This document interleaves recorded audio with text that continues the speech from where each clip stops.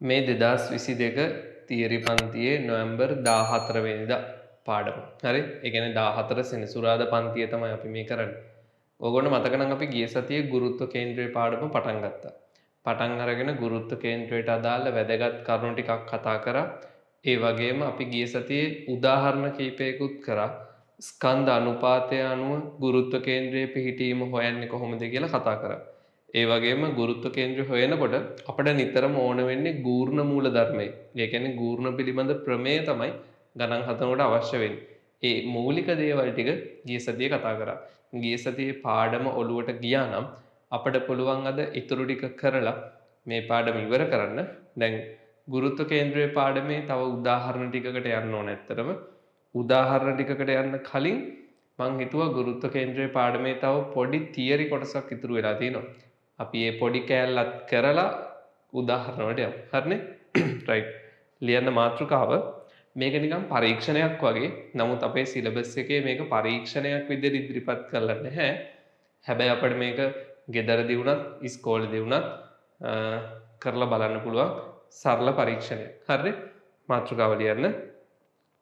සමමිතික නොවන තල ආස්තරයක ගුරුත්ව කේන්ද්‍රය සෙවීම. සමමිතික නොවන තල ආස්තරයක ගුරුත්ව කේන්ද්‍රය සෙවීම. සමමිතික නොවන තල ආස්තරයක ගුරුත්ව කේන්ද්‍රය සෙවීම. හරි? දැන් සාමාන්‍යයෙන් අපි හිතනක උදාහරණයක් විදියට මේ වගේ කොලයක්, මේ ඕගොල්ලෝගේ හෝම්වර්ක් කොලයක්, ඊට මේම කොලයක් ගත කියලා හිතන්න.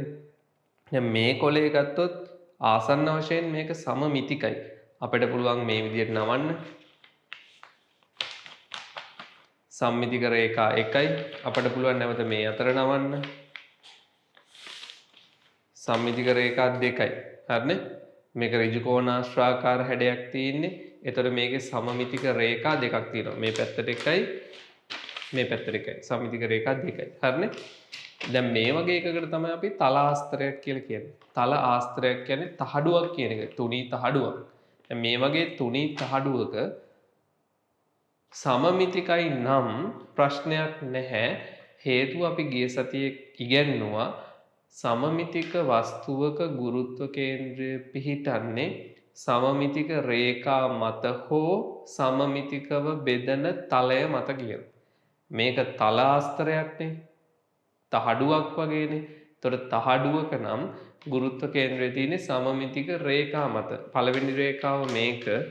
මේක තමයි පළවෙනි සමමිතික රේඛාව 1යි. හරිනේ? සමමිතික රේඛා 1යි. ඊළඟට දෙවෙනි සම්මිතික රේඛාව විදිහට මම ගන්නෙ මේක. මේක දෙවෙනි සම්මිතික රේඛාව. ඔය සමමිතික රේඛා දෙක ඡේදනය වෙන තැනක් තියෙනවා. මම ඕනනම් ඩොට් එකක් තියලා පෙන්නන්නම්. සම්මිතික රේඛා දෙක ඡේදනය වෙන තැනක්. මෙන්න මේ වගේ. ඒ සමමිතික රේඛා දෙක ඡේදනය වෙන තැන තමයි ගුරුත්ව කේන්ද්‍රය තියෙන්නේ. පැහැදිලිද? ඔය විදිහට අපිට තර්ක කරන්න පුළුවන් සමමිතික වස්තුවකට. හරිනේ? සමමිතික තලාස්තරයකට අපිට පුළුවන් සමමිතික රේඛා දිහා බලලා සමමිතික රේඛා ඡේදනය වන ලක්ෂය ගුරුත්ව කේන්ද්‍රය කියලා ගන්න. ඒ වුණාට සමමිතික නොවන තලාස්තරයක් ගත්තොත් අපි කොහොමද ගුරුත්ව කේන්ද්‍රයේ පිහිටීම හොයන්නේ? අන්න ඒක ගැන තමයි අපි අද මුලින්ම කතා කරන්නේ. හරිනේ? සමමිතික නොවන තල ආස්තරයක ගුරුත්ව කේන්ද්‍රයේ සෙවීම. රයිට්. හොඳට බලාගෙන ඉන්න.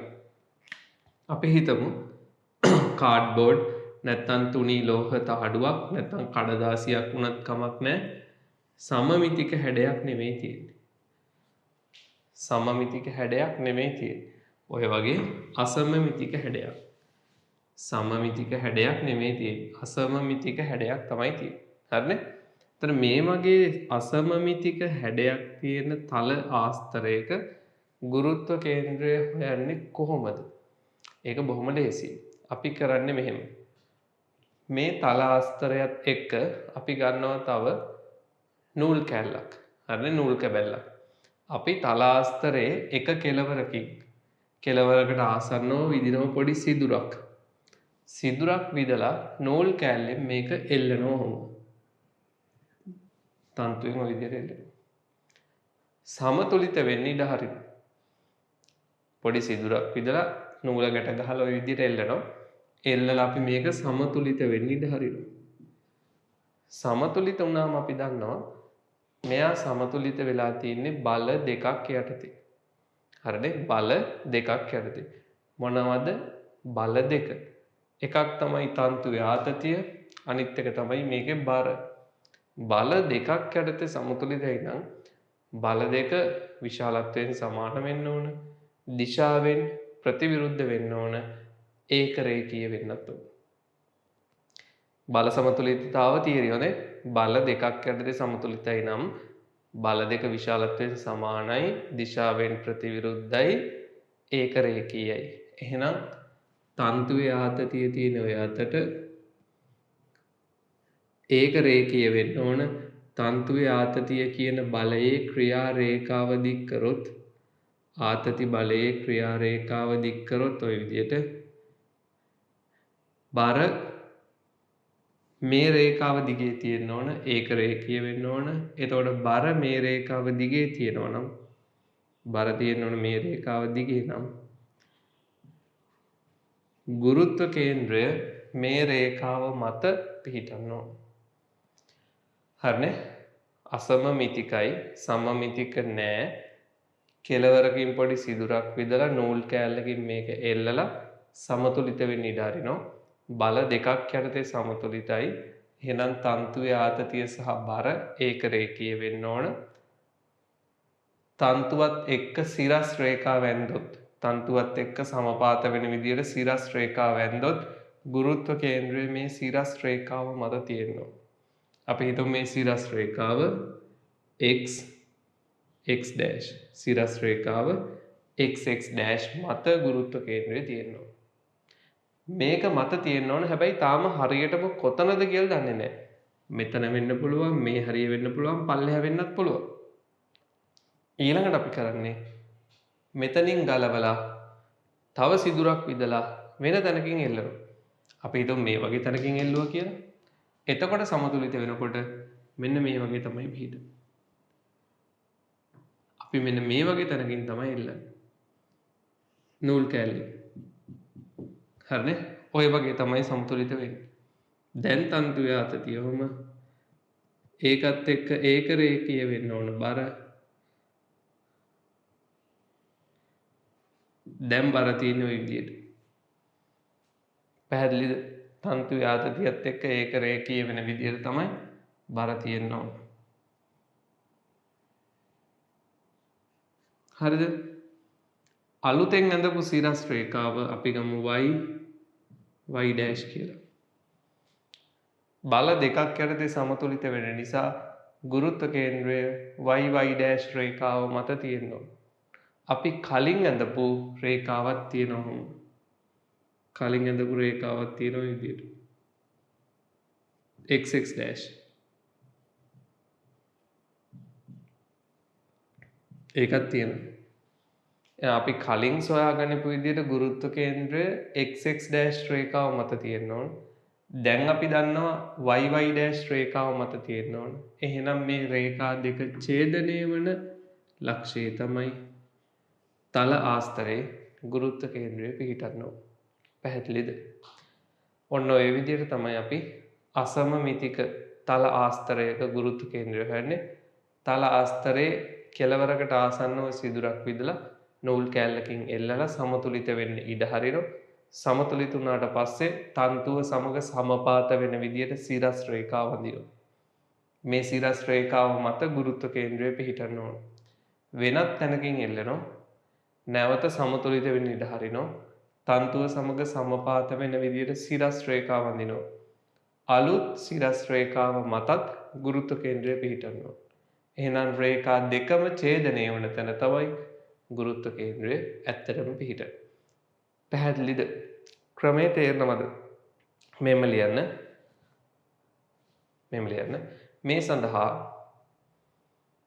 මේ සඳහා අසමමිතික තල ආස්තරයත් අසමමිතික තල ආස්තරයත් නූල් කැබැල්ලකුත් ගන්න. අසමමිතික තල ආස්තරයත් නූල් කැබැල්ලකුත් ගන්න. තල ආස්තරයේ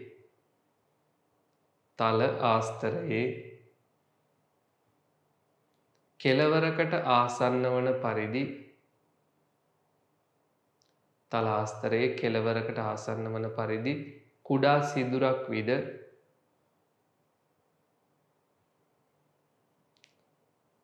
සිදුර තුළින් නූල් කැබැල්ල යවා ගැටගසා සිදුර තුළින් නූල් කැබැල්ල යවා ගැටගසා සිරස් තලයේ සමතුලිත වීමට ඉඩ හරින්න. සිරස් තලයේ සමතුලිත වීමට ඉඩ හරින්න.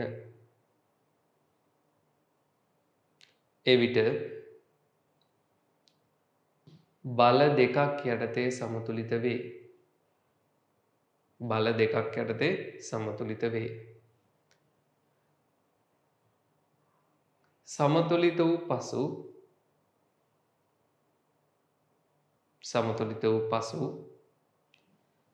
තන්තුව සමග සමපාත වන පරිදි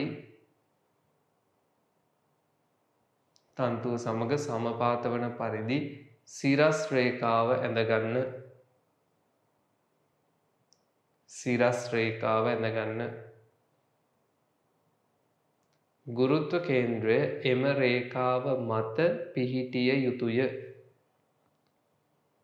ගුරුත්ව කේන්ද්‍රය එම රේඛාව මත පිහිටිය යුතුය. වරහන් ඇතුළේ ලියන්න xx dash කියලා. වරහන් ඇතුළේ ලියන්න xx dash. රේඛාව xx dash ඒක මත ගුරුත්ව කේන්ද්‍රය තියෙනවා. හරිනේ? ඉන්පසු වෙනත් ස්ථානයකින් නැවත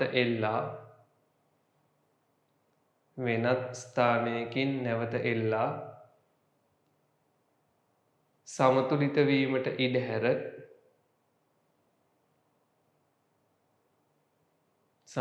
වීමට ඉඩ හැර තන්තුව සමග සමපාත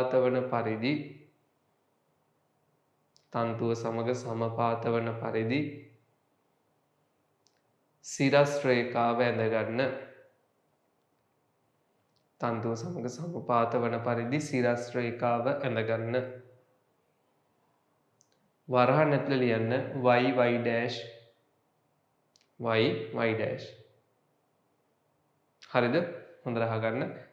අපට ඕන සමමිතික නොවන තල ආස්තරයයි පොඩි නූල් කැල්ලකුයි කෙළවරකට ආසන්නව සිදුරක් විද්දා නූල ඒක ඇතුලෙන් දාලා ගැට ගැහුවා සමතුලිත වෙන්න ඉඩ හැරියා තන්තුව සමග සමපාත වන පරිදි සිරස් රේඛාව ඇඳා ගුරුත්ව කේන්ද්‍රය xx dash රේඛාව මත තියෙන්න ඕන.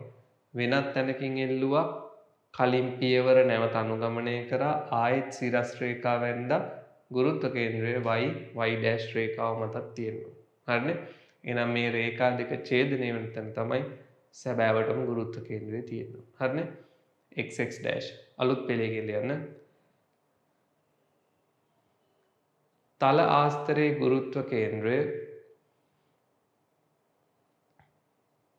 ආස්තරයේ ගුරුත්ව කේන්ද්‍රය ඉහත රේඛා දෙක මතම පිහිටිය යුතු බැවින්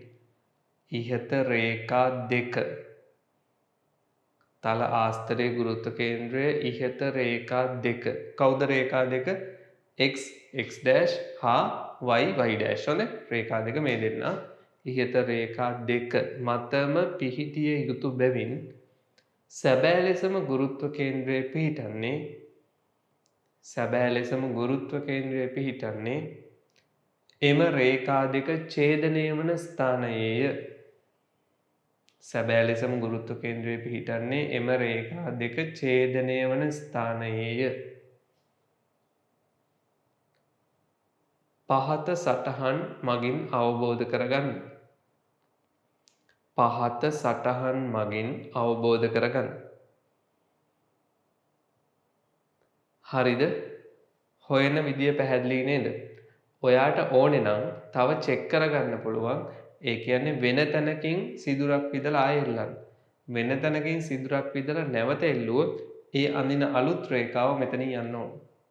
අපි චෙක් කරගන්න පුළුවන් ඕන වෙන තැනකින් ගැට ගහලා එල්ලන්න අලුත් රේඛාව මේ ගුරුත්ව කේන්ද්‍රය හරහා යන්න ඕන. ඒකෙන් අපිට තහවුරු වෙනවා ගුරුත්ව කේන්ද්‍රයේ පිහිටීම එතන තමයි අපේ සොයා ගැනීම නිවැරදි කියලා. හරිනේ? මේ විදිහට අපිට තල ආස්තරයක ගුරුත්ව කේන්ද්‍රය හොයන්න පුළුවන්. සමමිතික නැති වුණත් හොයන්න පුළුවන් කියලා තමයි මේ පරීක්ෂණයෙන් පැහැදිලි කරන්නේ. හරිනේ? මේ රූප දෙක ඇඳගන්න. පැහැදිලිද?